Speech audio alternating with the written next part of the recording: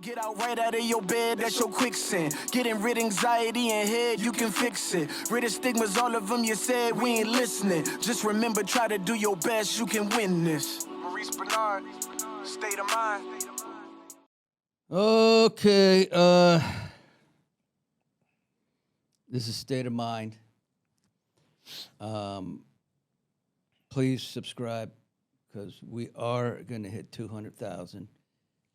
And if we hit 200,000, I'm going to have a party with everyone. Everyone. No, maybe not. Maybe not. My wife's like, no. So, listen, why do you think I'm wearing this blue suede jacket? Because who's here today, I was doing some research, and I was like, holy, this guy's, you don't mess around with this person. What he's done with his life. I want to know where he came from, how it all began. And I'll talk to him about this person he was interviewing. That was fantastic. But I'm going to give you a little bit of who he is. He's the founder, and I'm going to read it because otherwise I won't remember and get a lot of names wrong and stuff. The founder and former CEO of Cliffside Malibu. He established a high-end substance abuse center. He established, you love the way I read? I barely graduated from high school, and it has haunted me. It has haunted me my whole life. And so anybody who thinks that graduating and not, paying attention in school like I did is cool, no. He established a facility after struggling with an addiction for many years. Cliffside has a high success rate in treating addiction. Later sold the facility and started other treatment centers, including Carrera Treatment and Wellness and Spa, host of We're At a Time, which I watched yesterday. So good. Ranked number 2 mental health podcast globally. Hopefully I'll be able to do his podcast. His name is Richard Taite. How are you, man? It's an honor to have you there. It's my pleasure, man. Thanks for having me. I really appreciate it. And don't worry, I'm completely unscarred by education. Oh, right?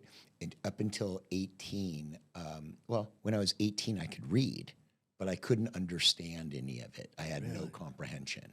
So how does that happen? I just couldn't focus.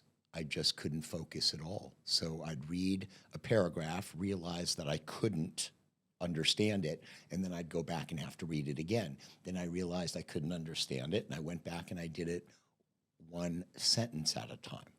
Dang. That's how I taught myself essentially how to read with the LA Times sports page. That's amazing. No, I didn't do that. I was just a cocky guy who didn't, school was lazy. I was so lazy in school. I fought, and I had girls, and I drank a lot of beer. I don't know if you were lazy. I think it might have been something where, you didn't get the attention you needed, because I don't think I got the attention I needed. Right. I think we're just different cats. Yes. Now, why isn't there, when I was growing up, there wasn't a mental health class where they taught you about anxiety, depression, bipolar? Why do you think they don't have that? Well, they didn't have it when we were kids, right? Because we weren't pussies, right? Okay, that's why we didn't do it, right? Okay. Today, the world's getting a lot sicker with the social media. That is tearing us apart. And then with COVID, everyone got sick. Yes. Just sick as can be. Yes. And nobody wants to work anymore. Everyone's apathetic. Okay? We're living in a different world today than the one we grew up in. But it's people are really going to suffer, especially later in life. of what's happening now, right? They can't even look you in the eye, No. these kids. No. They can't look you in the eye.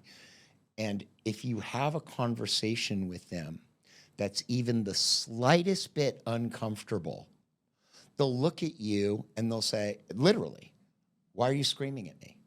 Yeah. If you don't raise your voice. And then the only time they will look you in the eye is if you've said something that they found distasteful, and they'll look at you and they'll give you that stare. Right. That's it. They'll just stare at you. Yeah, we're pretty much screwed as a country. Well, how do you fix it? Well, look, the social media economy is here to stay. But what happens is when you allow algorithms to operate in the way they do with a profit motive, and which I'm totally okay with, by the way. There's a way to do it and make money and do well for everybody Right. without tearing the country apart. The fact that we have TikTok and it's allowed, think about it this way. The country that we are most in competition with in the world owns an app where everyone in our country is on it and they shape opinion, thoughts, everything. Yeah. Okay?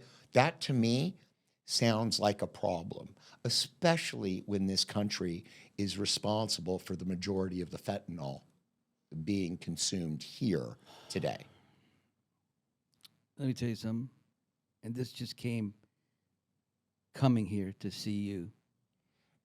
I looked at a TikTok and I saw people just on the street, head in the street. And this guy was trying to help them. And it just kills me that this is allowed. How do we help that out? Well, I think the president I call him the fentanyl president, okay? He's mentioned fentanyl more in, I think, his first 100 days than the last couple presidents before him and after him mentioned in their entire administrations. What he's doing with the border was fantastic. Right. So right. you plug the hole in the boat. Yes. First thing. Now what he's doing with the tariffs is special because what he's saying to them is, hey, the level of tariffs that you're going to pay is going to be commensurate with the effort that you put into stopping the influx of these precursor chemicals used to make fentanyl. They're sent to Mexico. You've got a guy literally in a hazmat suit with an oar in a big vat, like No. not kidding, okay? And then they pour this stuff into pill mills, and you think about it like a chocolate chip cookie, right? All the chips are fentanyl. So are they perfectly placed within the cookie? No.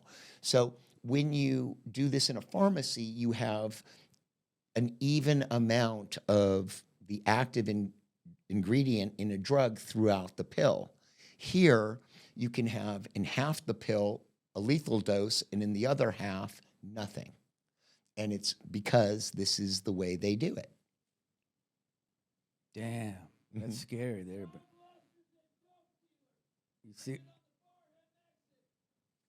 That's excellent. Did you hear that? Yeah. Wow. That guy's screaming about fentanyl and drug dealers right now. Now, yes. Outside your window.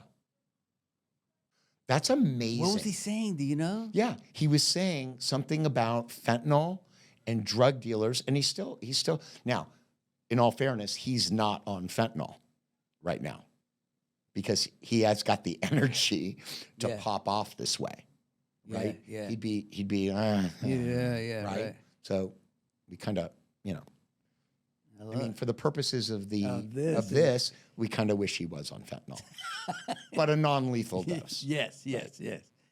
Can we just talk about like how you were when you were a kid? Yeah, my childhood was, when we were kids, I don't know about you, but, you know, we got beatings. It wasn't like today. The belt. The belt. With the belt buckle or just the belt? Both. Both. Depends on how bad you were, right? Or how pissed he was. Yes, yeah. Well, Or both. I think he had a lot of rage. Of course. So whenever he would do that, he just couldn't stop, and that's what made it really tough. Yeah. That's how they got when they got rolling. They couldn't stop. Yeah. And that's how my dad was too. And, you know, we got it with everything. Okay. Sometimes a closed fist, but mostly the cane with the brass handle. Okay. That was shitty. Okay. But my little brother, who back then we called it mentally retarded. Okay. Yeah. He was just getting the shit kicked out of him numerous times a day. And so it was more than just the times back then, right? So I grew up just angry all the time. And I was fighting every day, just like you. But I was kind of like Iran is today, right? I would get my ass kicked so bad and then tell everybody how I won the fight. Right. Right? I mean, that's how I was. Yeah. And so I didn't know better. I just kept doing it. And at about 12 years old, I grabbed some pot from my dad's drawer and I took it to my buddy Chris, and we smoked on the side of his house. And I wasn't angry anymore. I didn't feel less than. I didn't feel like, you know, the most unpopular kid, right? Because my model for my father was he made people look bad and feel bad to make himself feel good. You know those people, right? Mm-hmm. So that's how I did it because that's all I knew, right? So think about it. I was in high school. I was the quarterback. Now, how do you become the quarterback and the most unpopular person in your school? That is something that's never happened. That's impossible to happen. Right. It happened to me, okay? Because I was just fighting everybody. And horrible to everybody. Just horrible. And then... How good were you in high school as a quarterback? I was really good. Damn. Oh my God, I was the 25th ranked quarterback out of 26. No. Yeah, I was fantastic. I can't believe I'm not an NFL starting quarterback. At 5'11". That's funny. Yeah. No. And slower than the fattest lineman in the NFL. Wow. Yeah. A lot slower. Did you have a decent arm? I would imagine. Not really. No, Jesus. Yeah, I kind of, no. You know a lot of Jews with a good arm? Other than Sandy Koufax, you know any? Right, no. Right, me neither. But so you were really horrible to everybody because you had a lot of rage? And people are going to say, well, what is getting beat by your dad? Why does that? Because that's all you know, right? When you're hitting people, that's all you do. That's how you resolve your conflicts because that's what you know. But once I started doing drugs, now I've got my group of friends, right? And I'm popular amongst my group of friends. We all fit in now because we're all drug addicts, right? And I ended up losing 25 years to drug addiction. And I was doing a ton of cocaine. I mean, I was smoking an ounce of cocaine every single day. I'd be up about 6 to 8 days in a row. I'd eat a Big Mac once a week to keep myself alive. And right now I'm $185. So I was 147 pounds dripping wet with all cracked teeth because, you know, you got that cocaine clamp down, right? Yeah. So you break all your teeth. And I was a mess. I was just a complete mess. Weed to coke. Is that the way it went? Well, it was, or both? It was weed. Well, once you start smoking cocaine, you're a specialist. You don't really want anything else. Right. So you'll take pills just to keep your heart in your chest because you're like that the whole time. And what kind of pills? Well, I mean, whatever you got, but as long as they're opiates or benzos, you're fine. Xanax and Xanax, Klonopin. then you've got your Vicodins, and you've got your Oxycontins, because I was doing Oxycontin back then, right? What about mental health? Well, We didn't know that back then. We didn't know about, or at least I didn't, there was no anxiety or depression. Bipolar was basically my crazy aunt in her bedroom who doesn't come out, right. Unless she's bipolar, and then she'll come out and go, I love you, I hate you. I love you, I hate you. Right? Bipolar disorder is so much easier to manage. Right? If you're bipolar, you're like, you just won the lottery. Yeah. Right? Comparatively speaking. At Carrera, well, first let me just go back and say, I don't own Cliffside anymore at all. Yeah. I took everyone that was worth taking from Cliffside and brought them to Carrera.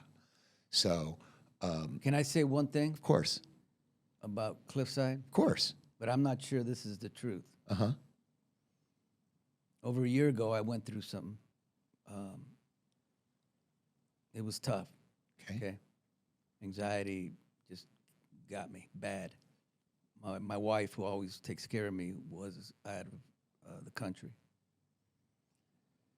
When she came back, I said to her, I need to go to a facility.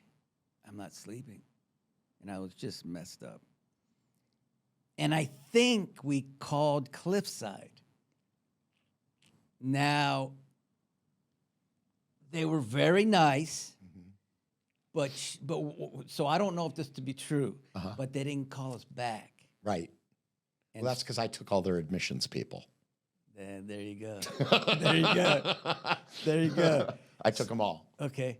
Well, I needed them. I didn't want to hurt anybody. I just needed them. Okay. And they're my friends. Right. And I taught them how to do a love call over the phone. That we've never not called anybody back at Carrera. Oh, at Carrera, yeah. Well, when I owned Cliffside, we never. You never not called anybody back. Of course. Yeah. Well, it may be not Cliffside, and I told Paul last night, my wife, baby, we gotta make sure if it's Cliffside. So when I talked to Richard, he could. And so I went to another facility. Where'd you go? Oh, dude. Where'd you end up going? Even if I knew the name, I couldn't give you the name. Was it in Malibu? No. What city was it in? It was. I think it was in somewhere like. I'll let you know when I get it. You don't know the city? No. You just went there. No, about a little over a year ago. But I don't know these things, especially when I'm screwed up. Is it in Southern California? Yes. Okay. Richard. Yeah. It was not good. Yeah, no shit. And I left I got into a house. These young kids watching this horror movie, doing vapor. And I walk in and I said, I gotta get the fuck out of here. Right. They didn't want me to go. Of course not. Right. But my wife somehow got them to say, okay, he can go, and I left that night. If I had slept there, the way I was feeling, yeah, it's hard now. Let me tell you why it's hard. yeah. I love this. Anyway, this is great talk, man. No, it's my pleasure, and I love being here. The reason it's so hard now in our industry, it's completely changed.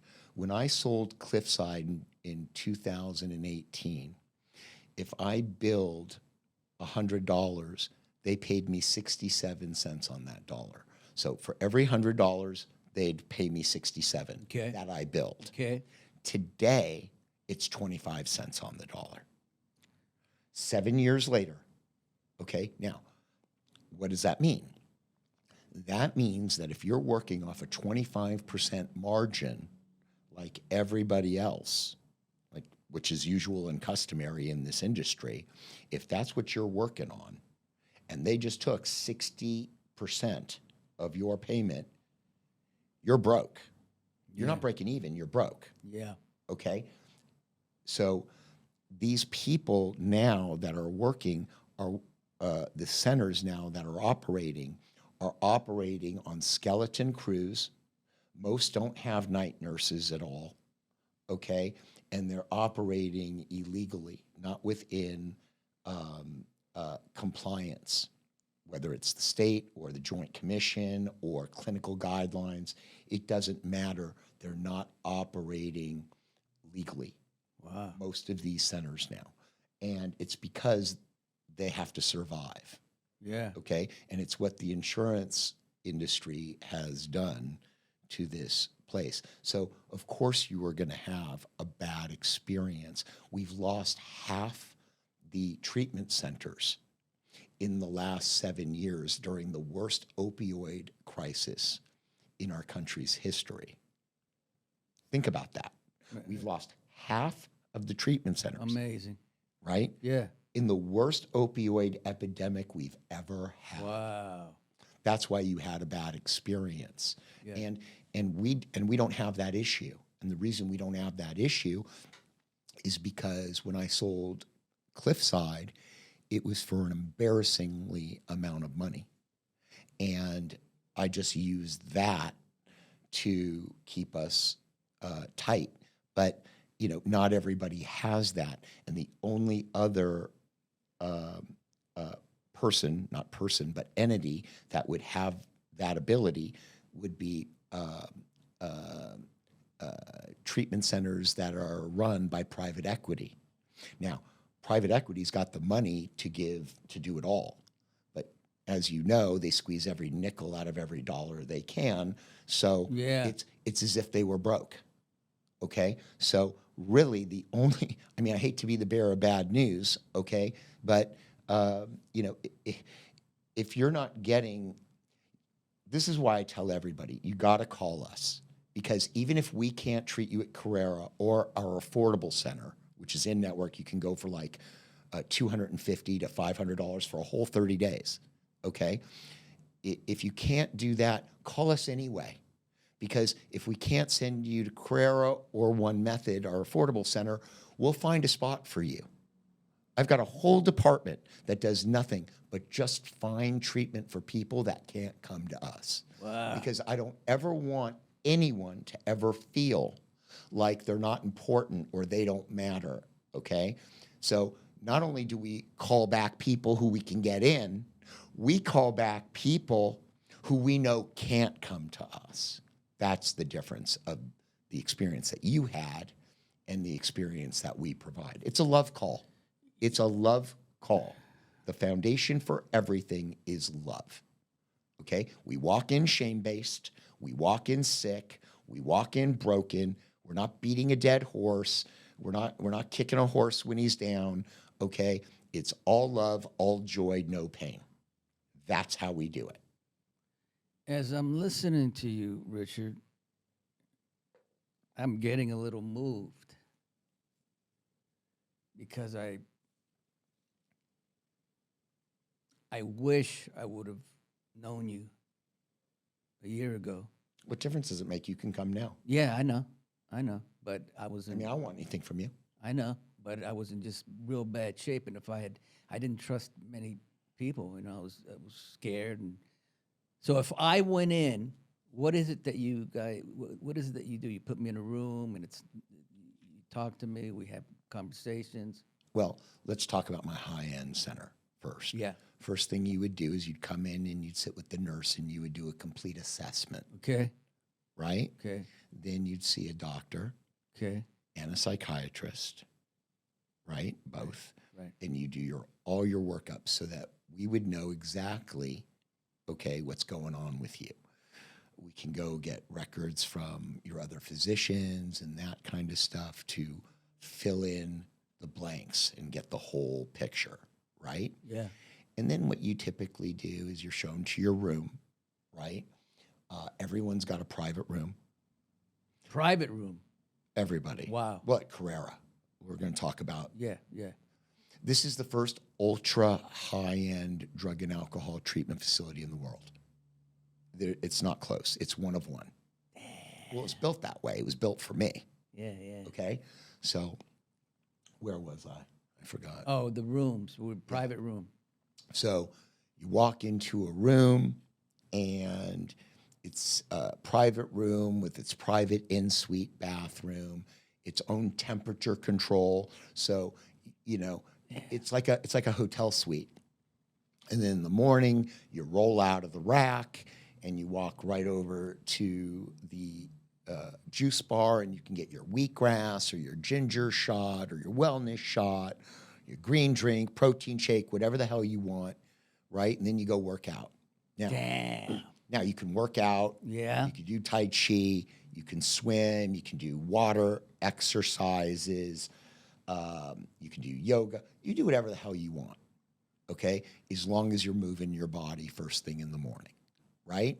Then you go to breakfast. You have a little shower, right? By the way, the food. Sometimes I'm driving by, on Sunset or in Malibu, whatever, because we got 2 locations, and I'll drive by and I'll be hungry, and rather than go to a restaurant, I will go to the center because the food's that good. Dang. No, the food's that good. It's not. I'm not being hyperbolic. The food is fantastic. I've never had one complaint. Raving. I forget complaints. They rave. I've never had a center where the food has been magnificent. Wow. Never. Okay. And I don't know if I got lucky or what happened, but it just did.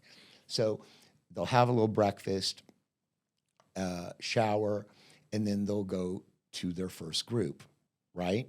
And these are small, intimate groups with the top-notch practitioners that come in like all-stars. Like how many in a group? It depends. It depends on where they're at, but it's no more. It's usually between 5 and let's say 8 or 9. Oh, that's great. At the most. That's great. Okay, but then they do that throughout the day. They'll do their first group, right? Whatever that is. Maybe it's a process group. Right, and then they'll go to the next. Then they'll have lunch, right, at from like 12:30 to 1:30, and then they'll have another group, and then they will have their individual sessions. Ah, wow. Right, and then they have dinner, and at night they can go to an AA meeting, which some of them do, some of them don't, or they can do what I want, okay, which is the self-care piece. See, I believe that self-care turns into self-esteem, which turns into self-love.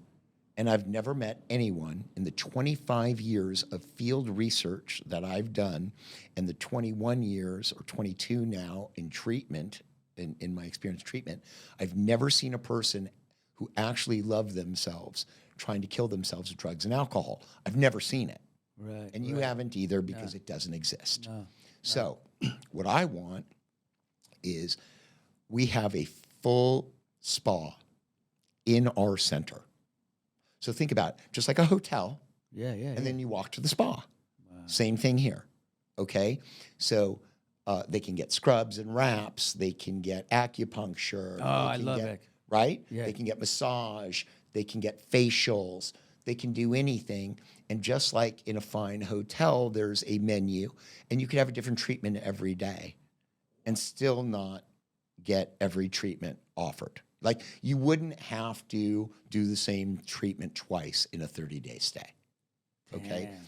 And so and I went and I found the director of the Ojai Valley Inn Spa, which is a top 100 spa in the country, right? And I just walked in there. I'm like, hey, babe, how you doing? Good. How are you? What you make here? I don't know. We're at a crossroads. This is something you want to tell me, believe me, right now, quickly, before I walk out. Come on now. Look at me. She goes, $1.25. I said, not anymore. Now you're making $1.50. Come with me. Plus bonuses. And she walked out with me. Walked right out. That's amazing. Yeah. So she built the spa in our place. So we've got essentially a top 100 spa in the country in an actual treatment center. Never been done before. And the level of attunement is different. So right now I've got an 80-something-year-old guy who doesn't move very well, who I absolutely adore. I love him. So when he gets there, I go, turn the pool up to 90 degrees, because we got 3 pools. Right. So I said, turn the one. 3 pools. 3 pools. So I said, at one of the residences. So I said, do me a favor, please, and heat up the pool in the spa, please, smallest pool, to 90 degrees. So that way I've got this guy, you know how it is when we get older, we get colder. I know. Right? What is that? I hate that. What is that? I hate that. Hate that. So, you know, the guy's 90 years old. I want him in a hot pool where he can move his body, take the underwater weights, you know, if he can handle it and do it. But that's never happened in another center. No. The level of attunement is beyond. If someone has a need and they have to ask for it and we didn't anticipate it, I'm livid. Wow. Just perfection, man. That's all we require for the people that come here, because this is the worst day of their lives coming into treatment. You said it yourself. You were scared. Oh, okay. It's a scary thing, and it doesn't have to be. Think about it this way. Yeah. What if you walked in to that other center and it was clean and calm? I'm talking about not kids making noise and the TV blasting with the horror shows. I'm talking about wind chimes and waterfalls. And you walked in and you just went, ah. Yeah. That's what I wanted. That's all you wanted, and that's what anybody wants. That's what anybody and everybody wants. Right. Okay? Sorry, man. You only get it at one place. I apologize. It's supposed to be that way. I know it sucks for the public to hear. Okay? But think about it. It's consistent with everything. You go to a doctor, you think he's going to look at your medication to see if this one's going to make you nauseous that he's putting you on because it's going to, you know, not work with the other medication. They never do it. No. Ever. But you think they are. Yeah. You know where they do it? At Carrera. My doctors do it. Everything that you think is supposed to happen doesn't. Happens here. Wow. That's the level of attunement. That's our thing, man. That's what we do. That's a godsend. Yeah. And if I ever, God forbid, I get sick again, I'll be calling you. And you know what the greatest part about it is? At the Affordable Center, okay, 80% of the people that work at Carrera, 80% of our staff work at the Affordable Center as well. 80%. Yeah. So they're getting the finest treatment you can get. Listen, for $250 or $500 as a deductible, most of these treatment centers are either downtown or in bad areas with bars on the windows, okay? Here, they're in $3 and $4 million homes, okay? Some private rooms, some not, okay? But they're lovely. One of them is a 9-iron from Cheviot Hills Country Club. These are upper middle class neighborhoods that these centers are in, the affordable centers are in, so that when people walk in, they're treated so that they feel they're important. They don't feel like they're a loser when you walk into treatment. Yeah. Okay? Yeah. It's not a death sentence, it's a speed bump. Yeah. So, can you take me before Cliffside, and how did that come about in your thoughts of, I'm going to do this because I've spent 25 years doing drugs. Now I'm going to change. How did that come? Well, that's fascinating to me. Okay, so that's a lot to unpack because there's a lot of things that go into having enough. Like, this is just enough. I'm done. Right. There's a lot of things that go into that. The major ones are you run out of money. Okay? I mean, you're flat broke. So I was in AA for 3 years, and I couldn't get 30 days sober for 3 years. And so what I started doing is I started going to therapy, and I hooked up with this woman, God bless her soul. She's passed now. Her name was Margie Fetting. And she took me through something called the Trans-Theoretical Model of Behavior Change. I wrote a book on that called Ending Addiction for Good. And our new book coming out October 14th is called Transcendence. And it's part 2 to that book. And it's about thriving in the world. But, you know, I ran out of money. I was homeless, not for a long time, but I was sneaking on sailboats in the marina. Sure. Because, and you know where I got that idea from? Don Johnson in Miami Vice, right? Wow. So you walk onto the boat, right? You look for Elvis. You make certain there's no you know, alligator, and then you crash, right? And it was only after less than a week that I got found out. People came back, and I got really scared and ran out of there. But, you know, you run out of money, and you've got nothing, right? And you're exhausted, just exhausted. So I went to my buddy Kevin, and I asked him for $1,000 to go to sober living. And he gave it to me. And then I'm walking out, and the first thought was, oh, I'm going to go score crack. And so I immediately turned around, handed him back the money. I said, I need you to go with me to get a cashier's check. This ain't going to work. So he said, okay. And he walked across the street with me and got a bank check for $850. But now I still got $150. And I can't trust myself with that kind of money. Okay. Damn. So I said, let's go across, let's get in the car. We'll fill up my tank with gas. We'll get me a carton of cigarettes, some beef jerky, and, you know, I'll have like a couple bucks left over, and I can be trusted with that. And he's like, oh, God. I'm like, come on, Kevin, right? And so he comes and he does it with me, and I got $20 in my pocket, and I drove right to sober living. And it didn't take the first time. Damn. It didn't take the first, I don't think, 5 or 6 times, right? But I got it eventually. So with the AA, Margie, and with the sober living, and doing this for a couple years, finally took hold.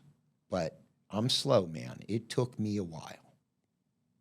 So when did you decide about Cliffside? How did that happen? Well, Cliffside was different. When I got out of sober living, and now I'm sober, my other business was winding down, and I was practicing law without a law license. That's the short version, the short, simple version. But and the only reason I talk about it now is because the statute is run. Right. So I don't really care. And I'm not running for office. And if I was, I don't think it would matter today anyway. No. If I was running for office, that would be a stamp of approval, right? They'd be like, oh, he's cool. Yeah. So I forgot where I was. You were. I want to know how you made that jump. So the Cliffside thing was weird because I didn't know about treatment. I only knew sober living. So I opened up a men's sober living called Cliffside. And then everybody thought in Malibu that I was doing really well. So all the other treatment centers started opening up their own sober livings. Well, what happened was I got a client, and I sent it. He needed detox, so I sent him to a treatment center, and I told them to send him back afterwards. Well, they didn't send him. They put him into their own sober living. Right. And so I got offended. So I went and I got my license. And I wrote on my board the 26 treatment centers in Malibu. And I said, okay, now they're all finished. And I just started checking them all off the list as we were ascending. And the reason we ascended so fast with Cliffside is because it was a love call. No one is desensitized to the process of helping another human being, right? Right. And so if you have Right. something that is a love call that actually is effective, Yes. and you make people come in and they just, everybody just loves everyone, the staff, the clients, everything. So it's really a positive experience, then you're going to ascend. Yeah. And that's what happened. So, but Cliffside is not Cliffside anymore. It just isn't. Is it? Cliffside, no. And really, when I left, when I sold Cliffside, I would still send people, because they call me all the time. I'd still send people to Cliffside, but I stopped doing it after about 3 years because it wasn't the same. Damn. It just wasn't. And then when I took my people, it was, I mean, I don't even know why they call it Cliffside, other than the fact that they bought the name. Okay? Carrera is, do you know who's in competition with Cliffside? My affordable center. Hand to God. Really? I've had people come from Cliffside and the other Malibu treatment centers and go to my affordable center and be happy there. Damn. Because not only is it almost as nice, you know, the grounds, okay, and the physical home, but every single treatment center has one goal, and that is to form a therapeutic alliance with that client. That's the only goal, okay? At Carrera, you pretty much have a therapeutic alliance with every person you come into contact with. It's completely different. That is the key. That's right. That's the key. That's exactly. When I went to where I went to, I didn't have a connection with anyone. Well, you were only there 5 minutes. No. But even when they had me in the beginning, Uh-huh. this guy interviewed me for like an hour or an hour and a half, and then another person. It wasn't personal, man. Right. Right. And then they take me to the house, and nothing was personal in there, and it was like I felt so out of place. Because it was a free-for-all. Yeah. Because there was no staff. Right. Basically. That's yeah. right. Yeah. Well, that's the world we're living in now. And it's been, and you did this a year ago, and a year ago there were only 12,000 treatment centers. So it went from 18 to 12. So you saw that thing getting whittled away. I would be surprised if that center is still in business, the one that you went to. Probably not. Yeah. No. Can we talk about something that's? I wanted to have somebody in here who could talk about this subject. Child trafficking. Is that anything? Is that? You know, man. It's just beyond me why this can't be. You know, I've got to admit, as a father with 2 children, okay, I've avoided this subject. Yeah, I'm with you. It's too painful, okay? I do not know anything about child trafficking, and that's on purpose. Yeah. Okay, because I don't need to get angry, and I don't need a new thing to focus on. My hands are full with this fentanyl thing and the homeless thing. Okay. Yeah. That's my thing. As far as child trafficking goes, I do know this. I do know you're more susceptible to it if you're doing drugs and you're putting yourself in that environment. Yeah. But that's not the only way this happens. Okay? You can be sucked into this thing and then you're hooked on drugs. They hook you on drugs to keep you there. Okay? And more compliant. So there's a drug overlap to that stuff that part of it I'm aware of and I'm cognizant of. But what I really want to do, what my passion is treating the military, veterans, and their families. And it overlaps like a Venn diagram, right, with the homeless issue. Yeah. Right? Let's talk about the homeless issue. And that's what I care about, man. Yeah. Yeah. Because my dream is to literally take veterans right off the street Right. and put them right in the center. And I just hired somebody to run that department and do that exact thing. Yeah. Right? So that way it's a national security issue, man. It's a national security issue. You do not have people fight for you. And then when they come back, okay, they're on a street in a tent. This is a national security issue. You cannot have that. It's not okay. You take care of the people that took care of you. Right. The end. I agree completely. As a matter of fact, I've been wanting to do State of Mind on the Streets, where I go out and talk to homeless people, and you know, I know I can get incredible information. Well, if you're going to do that, you got to do it the way I did it. How? You bring a bunch of food. You have somebody follow you, Yes. right, in a car, Yeah. okay, with all the food, all the socks. They love socks. Okay. Blankets, jackets. You listening, Anthony? Bottled water, right?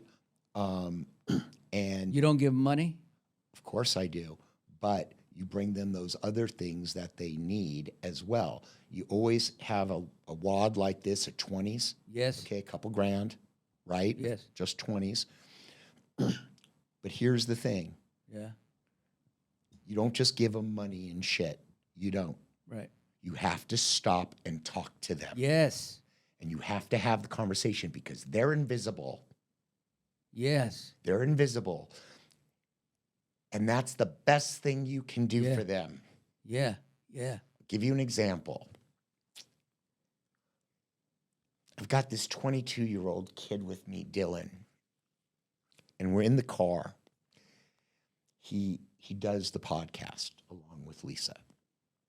And we're in the car and we're driving and I'm going through the light. It's yellow. And as I'm going through the light in my periphery, and I'm already getting through, so I can't stop, I see this woman with a sign, okay, on the corner. But I've already passed. Yeah.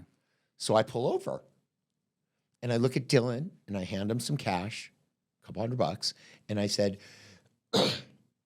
go give that woman the money. Which woman? Dylan, get out of the car, turn to your right, and you'll see the woman. He says, okay. So, because we made eye contact and I pulled over, she is coming over to the car. Well, I'm sitting in the car and this kid's out there giving her money and I'm looking through my rear view mirror and she's not leaving. She wants to say thank you, and I know that. So I get out of the car and I've got my arms out and I said, can I give you a hug? And she said, see. And I gave her a hug. And I said, I'm sorry you're struggling. And she was nice and she was like grateful. And I got back in the car. And Dylan's crying. Wow. And he says to me, he said, I bet that makes you feel good. And I said, it does not. And he said, but why? And I said, because we left her there. That's why. I don't want to have to leave anybody behind anymore. I don't want it. Yeah. Okay? We are the wealthiest economy on the face of the earth. California itself is the 5th wealthiest economy in the world. And if you take away the United States, it's the 4th biggest economy in the world. There's no such thing as an encampment walk. There's a sidewalk. It's not an encampment walk. And I don't care if you're the kind of person that doesn't like that because it's hosing your property values, or you're the kind of person that says nobody deserves to live that way. I don't care what your motivation is. That's not okay. And these people do deserve better. Yeah. No matter what it is. Anything that they can do, okay, whatever it is, they deserve better than that.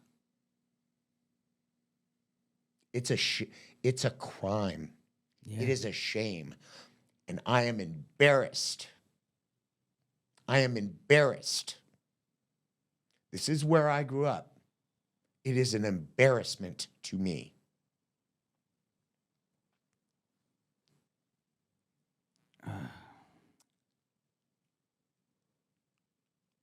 We'll sit on that for a little bit. Well, buddy, this is why I got the #2 mental health podcast in the country. I love it, man. Because, you got to show your ass, right? Yeah, you do.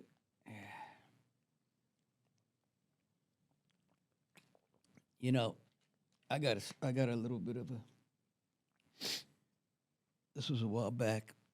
I had me and my son. He was about 9. We left Fatburger, and there was a young homeless guy in the parking lot. And I get in the car. Joshua's still outside the car, and the homeless guy's yelling at my son, fuck you. And my son gets in the car. I get in, and he's scared. And as a dad, to protect his son, I wanted to get out of the car, but I didn't. So I back out, and You can't, because you got your son in the car. exactly. Okay. Exactly. That's exactly right. Exactly. So the guy gets to the window and he's yelling. I said, listen, guy, it's not, are you okay? He's like, oh, So then we get to the street in the car, and he follows us. He gets to my window. He had sunglasses on. And I rolled down the window and I said, hey, you're scaring my son. And he said, I'm scaring your son. And my son goes, you want my pickle? He had a pickle, And the guy goes, I didn't mean to scare your son. He starts crying, just tears coming down. And he walked away, and he was still crying as he crossed the street. And I said to my son, you see, you should never judge. We thought he was this mean kind of guy, and here he is crying. Because he was struggling. Yeah. He was struggling, and he was tortured. Exactly. And he was in it. Yeah. And he couldn't get out of it. No. And then you smacked him. Yes. With that statement. Yes. And it changed his state. Exactly. And the healthiest part of him was accessed. Yeah. And he realized what he had just done, and he felt shame and walked away. Exactly. And then my son learned a lesson. I learned a lesson. We all learned lessons. Just amazing. And thank you so much for coming, man. No, dude, the pleasure was all mine. I appreciate it. And I would really love you to come on. Yeah. We're out of time because you're fantastic, and we didn't hit any of your story, and I can't wait to purposely. do it. Because I knew if I come on to yours, I ain't going to talk too much. Well, But on yours, I can't wait. all right. Thank you, bro. All right, man. All right, later. Hey, dude, God. you did really good.